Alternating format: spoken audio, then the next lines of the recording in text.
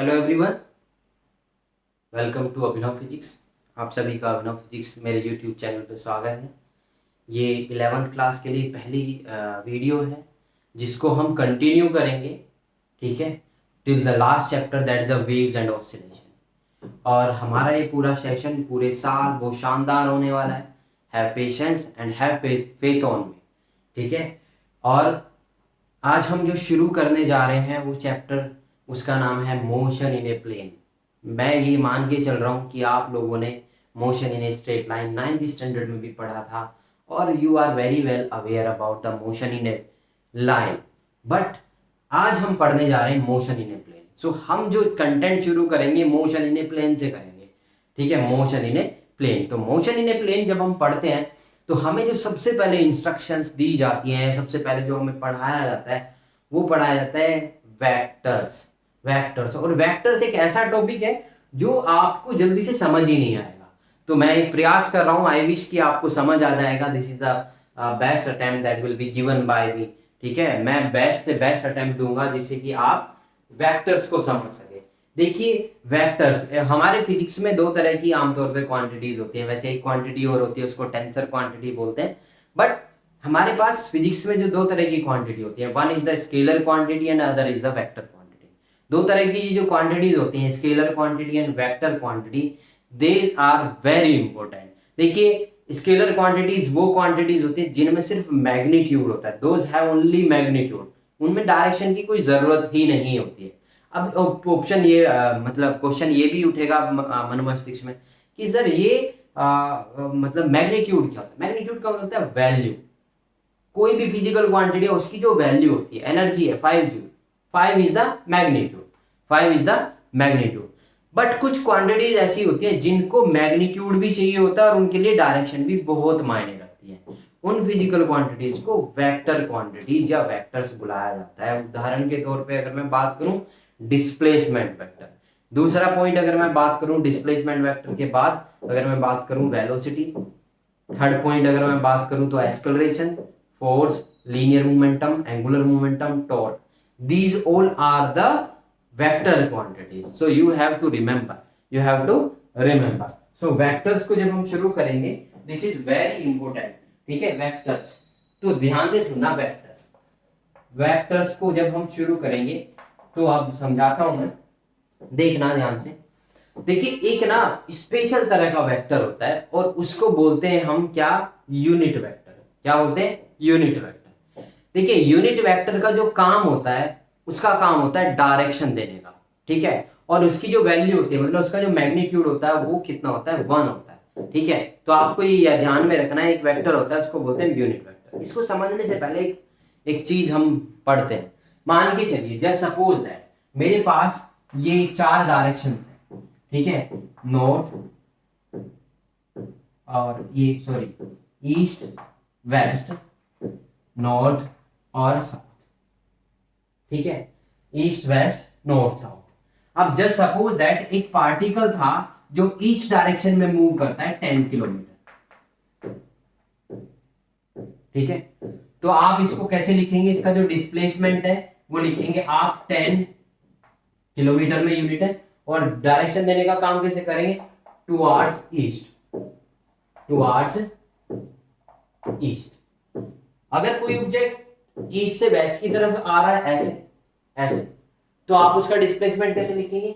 Minus, ठीक है, from the east या ईस्ट टू वेस्ट। आपको ये मेंशन करना पड़ेगा, या तो आप यहाँ माइनस लगाएंगे या आप मेंशन करेंगे ईस्ट टू वेस्ट, ठीक है, ईस्ट टू वेस्ट। मान के चलिए कोई पार्टिकल है उस तरफ से मूव करता हुआ आ रहा है और उसने जो अपने इनिशियल पोजीशन से जो वो मूव किया है वो 5 यूनिट मूव किया है, तो आप उसको कैसे लिखेंगे? या तो आप लिखेंगे -5 ऑफ ईस्ट, या तो आप ऐसे लिखेंगे। माइनस का मतलब है कि ईस्ट से आ रहा है इस तरफ, ठीक है। और अगर आपने माइनस का साइन नहीं लगाना है तो आप लिखेंगे 5 फ्रॉम ईस्ट टू वेस्ट। आपको हर जगह डायरेक्शन देनी होगी।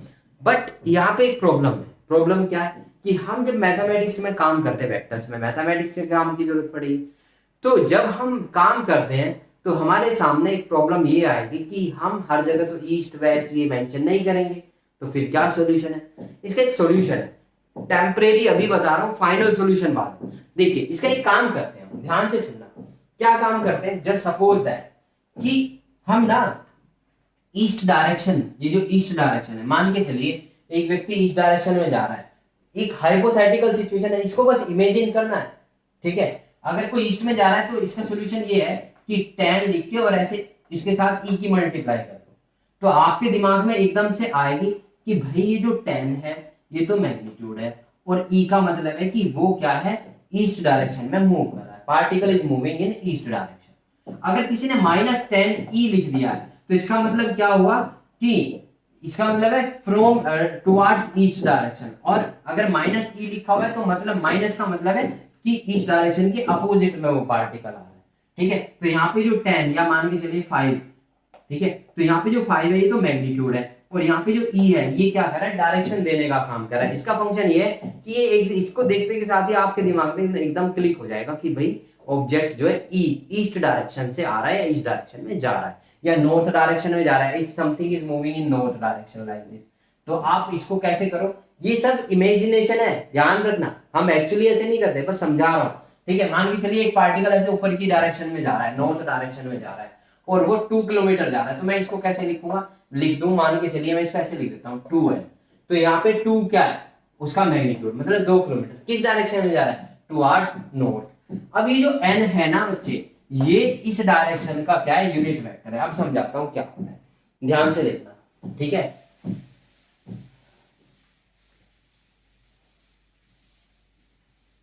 अब ध्यान से देखना, मान के अब हमारे पास एक्चुअली क्या होता है, हमारे पास 2-3 डायरेक्शन होती है जो आमतौर पे जो हम यूज करते हैं, x, y और z।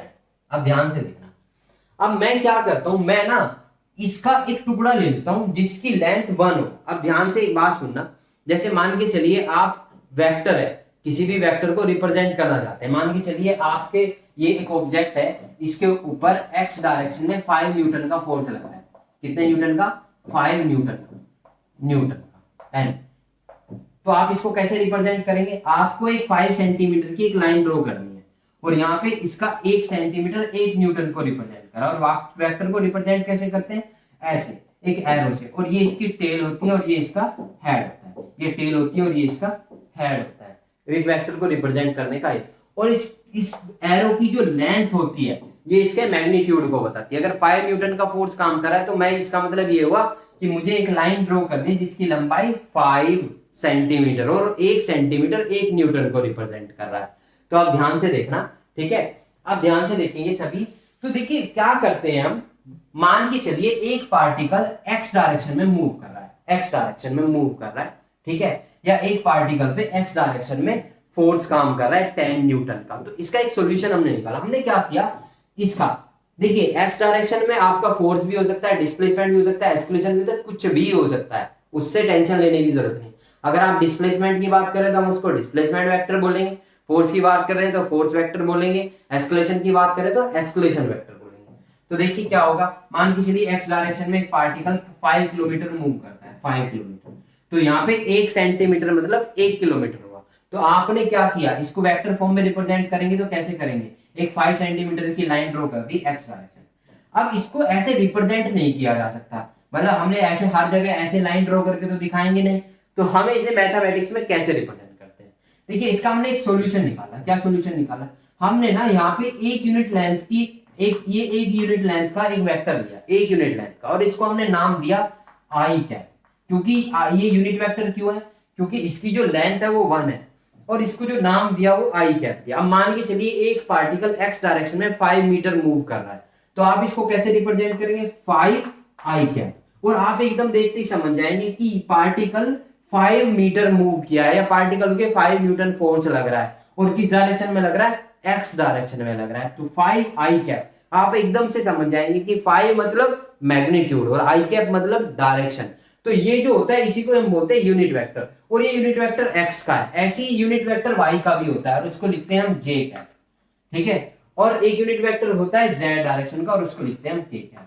इनकी खास बात क्या होती है कि इनकी जो लंबाई होती है, इनका जो मैग्नीट्यूड होता है वो 1 होता है, और 1 की मल्टीप्लाई किसी में भी करो कोई फर्क नहीं पड़ता, ठीक है। तो होता है क्या है यहाँ पे, जो आई कैप है इसका काम है डायरेक्शन देने का। तो यूनिट वेक्टर का काम क्या होता है, डायरेक्शन देने का। तो एक्स डायरेक्शन का यूनिट वेक्टर क्या है, आई कैप। वाई डायरेक्शन क्या क्या है, जे कैप। और जेड डायरेक्शन का क्या है, के कैप। अब मान के चलिए एक पार्टिकल था जो इस डायरेक्शन में मूव कर रहा है 7 यूनिट। कितना यूनिट मूव कर रहा है, 7 यूनिट वाई डायरेक्शन में। तो इसका ये वाला जो यूनिट वेक्टर हुआ वो कितना हुआ, 7 जे कैप। अगर एक पार्टिकल ऐसे मूव कर रहा है 10 यूनिट, तो यहाँ पे इसका मतलब क्या हुआ, ये 10 यूनिट तो 10 सेंटीमीटर का होगा। इसको रिप्रेजेंट कैसे करेंगे, 10 के कैप। तो यहाँ पे जो 10 है ये मैग्नीट्यूड है और के कैप क्या है, its function is to give the direction. इसका काम है डायरेक्शन देने का। ठीक है, अब ध्यान से सुनना और समझना।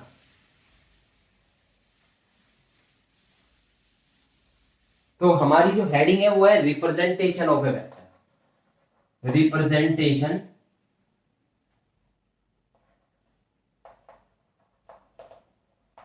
Of a vector. एक वेक्टर को रिप्रेजेंट कैसे किया जाता है, कैसे किया जाता है रिप्रेजेंट। मान के चलिए ये हमारी वाई डायरेक्शन है, ये हमारी एक्स डायरेक्शन है। ठीक है, मान के चलिए मैं इस बोर्ड को ही कंसीडर करता हूं, है ना। ये बोर्ड की ये लेंथ है और ये ब्रेड्थ है। ठीक है, इस बोर्ड को ही मैं कंसीडर कर रहा हूं। यहाँ पे क्या है, ये ओरिजिन है और यहाँ पे मान के चलिए पार्टिकल है, और ये पार्टिकल है, इसका जो पोजीशन है, इसके जो कोऑर्डिनेट्स है एक्स और वाई। ऑब्वियस सी बात है, पार्टिकल कहाँ है, एक्स डायरेक्शन यहाँ है ना। तो मतलब ये क्या है, एक्स और वाई प्लेन में है। इसको बोलते हैं एक्स और वाई प्लेन में। एक पार्टिकल है एक्स वाई प्लेन में। मान के चलिए पार्टिकल पी है, तो उसके कोऑर्डिनेट्स होंगे एक्स और वाई, इसके कोऑर्डिनेट्स एक्स वाई होंगे। तो अब इसका जो पोजीशन वेक्टर होगा वो कैसे रिप्रेजेंट किया जाएगा, ओरिजिन के रेस्पेक्ट में। ऐसे मतलब ये ओरिजिन से कितनी दूरी पे है, इतनी दूरी पे है, और इसके जो कोऑर्डिनेट्स है वो एक्स और वाई है। अब आप देखिए इसकी जो पोजीशन है वो किस किस से मिलकर बनी हुई है। इसकी पोजीशन की मैं बात करूं तो क्योंकि ये एक्स और वाई प्लेन में, तो इसकी पोजीशन एक्स और वाई दोनों से मिलकर बनी हुई है। अगर ये पार्टिकल मान के चलिए यहां से यहां पहुंचा है, तो इसका मतलब ये एक्स डायरेक्शन में भी मूव किया और वाई डायरेक्शन में भी मूव किया है, तभी तो इसके कोऑर्डिनेट एक्स और वाई है। अगर मैं इसके ये एक्स डायरेक्शन में मूव किया है, मान के चलिए एक्स डायरेक्शन में वो एक्स यूनिट मूव किया है, ये एक्स कुछ भी हो सकता है, 1 2 3 4 5 6 7 8 9 10। तो ध्यान से देखना, तो मतलब ये वेक्टर क्या है, ये जो वेक्टर ओपी है ये किस किस से मिलके बना हुआ है, एक्स से भी और वाई से भी। तो इस वेक्टर ओपी को आप कैसे रिप्रेजेंट करेंगे, वेक्टर ओपी को आप ऐसे रिप्रेजेंट करेंगे कि ये एक्स डायरेक्शन में कितना मूव किया है, एक्स यूनिट। तो हम इसको वेक्टर फॉर्म में कैसे लिखेंगे, एक्स आई क्या। यहाँ पे ये क्या बता रहा है कि पार्टिकल एक्स डायरेक्शन में मूव किया है, कितना, एक्स यूनिट। ठीक है, ये एक्स कुछ भी हो सकता है, और कितना मूव किया है, ठीक है, एक्स यूनिट, और किस डायरेक्शन में, एक्स डायरेक्शन में। तो यहाँ डायरेक्शन देने का काम आई कैप कर रहा है और मैग्नीट्यूड का काम एक्स कर रहा है।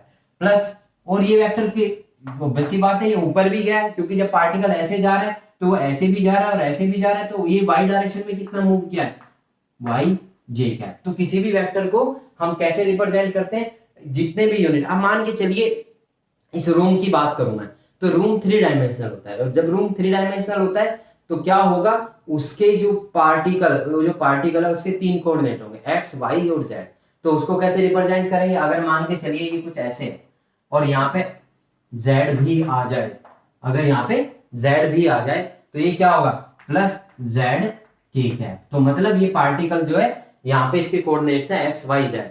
ठीक है, तो इसके कोऑर्डिनेट्स एक्स वाई जेड है, तो इसका जो मतलब इसको जो रिप्रेजेंट करेंगे वो कैसे करेंगे, x i cap plus y j cap plus z k cap. This is the method to represent a vector. तो एक वेक्टर को कैसे रिप्रेजेंट, तो vector OP is equal to कितना आ गया, एक्स डायरेक्शन में कितना मूव किया है, एक्स, वाई डायरेक्शन में वाई यूनिट, तो Y j cap plus z k cap. और इस वेक्टर की जो लंबाई होगी वो इसके मैग्नीट्यूड को बयान करेगी। मैं अभी भी बता चुका हूं, इस वेक्टर की जो भाई यहां से इसकी लंबाई जो होगी वो क्या होगी, इसके मैग्नीट्यूड को रिप्रेजेंट करेगी। एक उदाहरण और लेते हैं, मान के चलिए ये कुछ ऐसे है, ठीक है, ये एक्स है और ये वाई डायरेक्शन है और ये पार्टिकल ओ है। ध्यान से देखना, मान के चलिए एक पार्टिकल यहां है, ठीक है, और इसके कोऑर्डिनेट्स हैं 3 और 4, 3 और 4। तो अब आप इसको कैसे रिप्रेजेंट करेंगे, इसको आप ऐसे रिप्रेजेंट करेंगे कि इसको मैं वेक्टर आर लिख रहा हूं, तो वेक्टर आर ऐसे रिप्रेजेंट करते हैं वेक्टर को कि उसके ऊपर ऐसे एरो लगाया जाता है। तो vector r is equal to क्या होगा, vector r is equal to होगा हमारा 3 कैप। क्यों, क्योंकि वो इस डायरेक्शन में कितना मूव किया है, 3 यूनिट। तो 3 कैप प्लस वाई डायरेक्शन में कितना मूव किया है, 4 j कैप, 4 j कैप। तो आप इसको कैसे रिप्रेजेंट, 3 यहाँ पे 3 क्या बता रहा है, मैग्नीट्यूड, और आई कैप क्या बता रहा है, डायरेक्शन। ये बता रहा है कि पार्टिकल जो है टोटल जो है वो एक्स वाई प्लेन में मूव किया है, तो it will cover x direction as well as y direction. वो एक्स डायरेक्शन भी कवर करेगा और वाई डायरेक्शन भी कवर करेगा। बट उसको रिप्रेजेंट कैसे करेंगे, 3 आई कैप। यहाँ पे आई कैप क्या है, यूनिट वेक्टर है एक्स डायरेक्शन का, तो 3 आई कैप प्लस 4 जे कैप, ठीक है। और अगर मैं आपसे पूछ लूं इसकी लंबाई कितनी होगी, भाई ये कितना है 3 और ये कितना है 4, तो इसकी लंबाई कितनी होगी, अगर मैं पाइथागोरस थ्योरम लगाऊं तो ये वेक्टर r का मैग्नीट्यूड होगा। मैग्नीट्यूड का मतलब इसकी लंबाई वो कितनी होगी, √3 स्क्वायर प्लस 4 स्क्वायर, और ये क्या हो गया, तो ये कितना आ गया 5 यूनिट आ गया। तो इस वेक्टर का मैग्नीट्यूड कितना है 5। तो इसी तरीके से कोई भी वेक्टर दिया हुआ है आपको इस फॉर्म में, x i cap plus y j cap plus z k cap. देखिए 3 क्या है एक्स, 4 क्या है वाई, तो मैग्नीट्यूड कितना हो गया √x square plus y square. इसी तरीके से अगर आपको कोई वेक्टर दिया हुआ है, वेक्टर आर है या वेक्टर यहाँ ओपी है, ये दिया हुआ है x i cap plus y j cap plus z k cap, okay. तो इसका मैग्नीट्यूड कैसे लिखेंगे आप, magnitude r is equal to √x square plus y square plus z square. देखिए जैसा यहाँ हुआ था, इसकी लंबाई कैसे आएगी, पाइथागोरस थ्योरम से x square plus y square, अगर z भी हो तो plus z square. So this is the way. तो how can we determine the magnitude of a vector. कोई भी वेक्टर अगर आपको दिया हुआ है तो उसका मैग्नीट्यूड कैसे निकालेंगे, vector r is equal to √x square plus y square plus z square. This is the method to determine the magnitude of any vector. ध्यान से अब इसको मैं साफ कर रहा हूं। So this is the way to represent a vector. किसी भी वेक्टर को रिप्रेजेंट करने का ये तरीका होता है, ठीक है। एक दो क्वेश्चन कर लेते हैं तब आपको क्लियर है। क्वेश्चन है फाइंड द मैग्नीट्यूड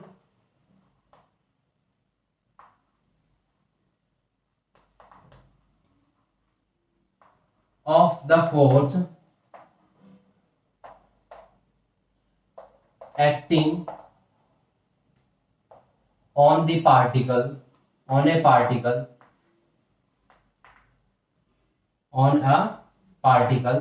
क्या है, F इज इक्वल टू है 2i cap plus 3j cap plus 4k cap.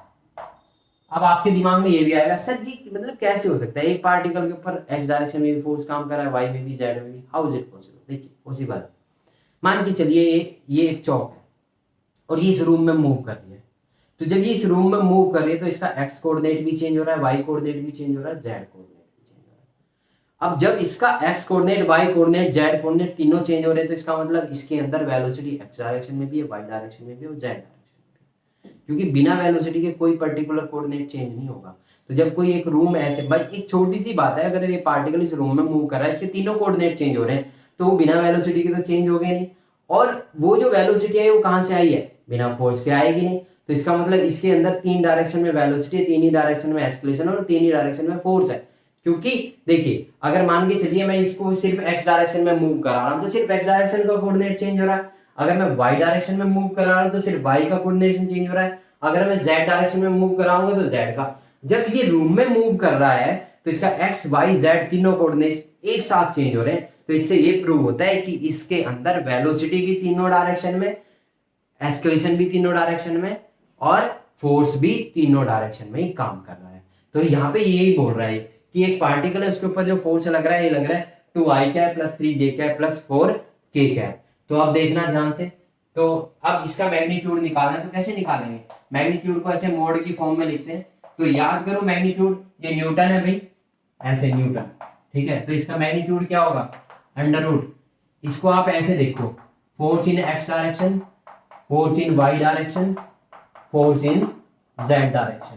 तो इसका मैग्नीट्यूड कितना होगा fx square plus fy square plus fz square, ठीक है। fx का मतलब force in x direction, fy का मतलब force in y direction, fz का मतलब फोर्स इन जेड डायरेक्शन। क्योंकि जब उसके सारे कोऑर्डिनेट चेंज हो रहे हैं तो बिना फोर्स के वो चेंज नहीं होंगे, और जो कोऑर्डिनेट अगर x का कोऑर्डिनेट चेंज हो रहा है तो इसका मतलब फोर्स सिर्फ x डायरेक्शन में ही लग रहा है, अगर y का कोऑर्डिनेट चेंज हो रहा है तो y की डायरेक्शन में लग रहा है, और जेड का कोऑर्डिनेट चेंज हो रहा है तो फोर्स सिर्फ जेड डायरेक्शन। इसी तरीके से अगर सारे कोऑर्डिनेट एक साथ चेंज हो रहे हैं तो इसका मतलब एक्स डायरेक्शन में अलग फोर्स है, वाई डायरेक्शन में अलग, जेड डायरेक्शन में अलग। जैसे इस पार्टिकल को मैं ऐसे मूव करा रहा हूँ इस रूम के अंदर, तो इसके अंदर मैं इसके अंदर जो फोर्स की वैल्यू होंगी ना वो सभी डायरेक्शन में होगी, एक्स वाई जेड तीनों। तो ये कितना हो जाएगा, ये हो जाएगा √2 square plus 3 square plus 4 square, और ये कितना हो जाएगा √ इसकी वैल्यू निकाल लो जो भी आएगी, ठीक है। So in through this way we can determine the magnitude of a vector. This is the way to determine the magnitude of a vector. I wish कि आपको ये वेक्टर समझ आया हो। हम एक एक टॉपिक को बहुत डीपली डिस्कस करेंगे। Every topic will be discussed very deeply. Interested students please share to your friends, अपने दोस्तों को शेयर करें, ठीक है। और यहाँ जो आपको पढ़ाया जाएगा द क्वालिटी ऑफ कंटेंट जो होगी, ठीक है। बोर्ड की क्वालिटी शायद थोड़ी बहुत अभी डाउन है, आई विल इम्प्रूव। जैसे ही मेरे पास पैसा आएगा तो ऑब्वियसली बात है मैं इम्प्रूव करूंगा, ठीक है।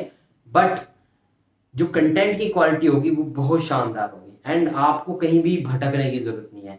आपके फंडामेंटल्स बेसिक्स आईआईटी के लिए, सीबीएसई के लिए, नीट के लिए एकदम क्रिस्टल क्लियर यहाँ कराए जाएंगे, ठीक है। So this is the end of the lecture. We will continue the vectors. हम वेक्टर्स को ही कंटिन्यू करेंगे क्योंकि vector is not such a small topic, it is a very huge topic, ठीक है। हम अलग अलग लॉज पढ़ेंगे इसके। So thank you everyone, please subscribe the channel, share with your friend and like, press the like button as well. And मैं continuously अपनी videos डालूंगा तो प्लीज़ बेल आइकन होता है यूट्यूब में, कोई मुझे उतना पता नहीं है तो उसको भी दबा दें। Thank you everyone, have a nice day.